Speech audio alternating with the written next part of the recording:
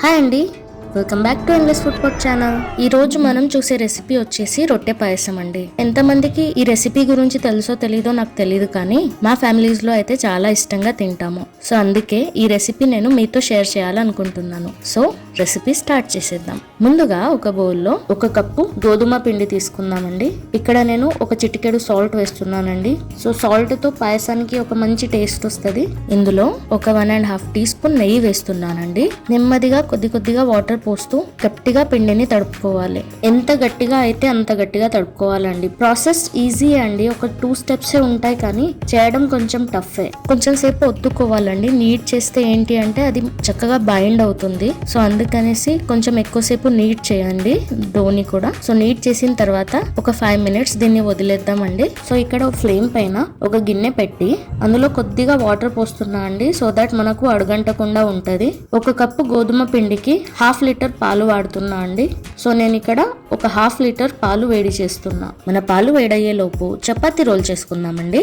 ఇప్పుడు ఆ పిండి కొంచెం గట్టిగా ఉంటది కాబట్టి దాన్ని మళ్ళీ ఒకసారి నీట్ చేసుకుందామండి. సో మనకు రోల్ చేసేటప్పుడు ఎలాంటి ఇబ్బంది రాకుండా ఉంటది. కొంచెం పిండి ఒక బౌల్ సైజ్ లో తీసుకొని ఆ బౌల్ ని పొడి పిండిలో కోట్ చేద్దామండి. ఇలా పొడి పిండిలో కోట్ చేసిన తర్వాత దీన్ని మనం రోల్ చేసుకోవాలి. చూడండి, ఇది కొంచెం టఫ్ గా ఉంది కదా. ఈ రోటీస్ ని కొంచెం బలం పెట్టే ఒత్తుకోవాలండి. సో రోల్ చేసుకునేటప్పుడు కొంచెం ప్రాబ్లం అవుతుంది మనకు.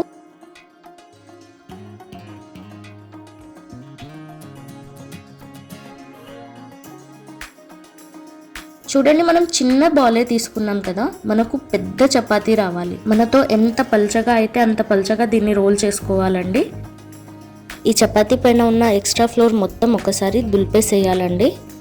ఇప్పుడు దీన్ని ఒక కటర్ హెల్ప్ తో కట్ చేసుకుందాం. మీ దగ్గర కటర్ లేకపోతే నైఫ్ అయినా పర్లేదండి. నైఫ్ తో అయినా ఇలా కట్ చేసుకోండి. ఏ షేప్ లో అయినా కట్ చేసుకోండి, అలా ఏం లేదు. సో మీకు నచ్చితే డైమండ్ షేప్ లో అయినా కట్ చేసుకోండి. నేను ఇక్కడ స్క్వేర్ షేప్ లోనే కట్ చేస్తున్నా. మిగతా పిండిని కూడా సేమ్ ఇదే ప్రాసెస్ లో చేయాలి. సో ఈ ముక్కలన్నీ చూడండి ఎలా బిల్లల్లాగా వస్తున్నాయో. సో ఇదంతా మనం పిండిని గట్టిగా తడపడం వల్లే, అండ్ మనం చాలా పల్చగా లాటిచ్చాం కదా, ఇవి అతకకుండా ఉంటాయండి. అయినా కొంచెం జాగ్రత్తగా నెమ్మదిగా హ్యాండిల్ చేయండి వీటిని. చూసారు కదా, ఇప్పుడు మన మిల్క్ అనేది బాయిల్ అవుతుంది. ఈ బాయిలింగ్ మిల్క్ లో మన రోటీ ముక్కలు ఉన్నాయి కదా, వీటిని వేసేద్దాం. వేసేటప్పుడు జాగ్రత్త అండి, ఒకటికి ఒకటి అతకకుండా చూసుకోండి. అండ్ ఖచ్చితంగా బాయిల్ అయ్యేటప్పుడే వేయండి, అప్పుడైతేనే అవి అతకవు. ఇప్పుడు వేసాం కదా, దీన్ని ఒకసారి కలిపేసి ఇందులో కొద్దిగా నెయ్యి వేద్దామండి. సో నెయ్యితో అవి లోపల కూడా అతకకుండా ఉంటాయి. జస్ట్ 1-2 పొంగులు వచ్చేంత వరకే ఉడికించాలండి. మనకు మొత్తం ఎక్కువగా ఉడికిస్తే అది మొత్తం చిక్కబడే అవకాశం ఉంటది, మొత్తం పాలల్లో మెల్ట్ అయిపోతుంది.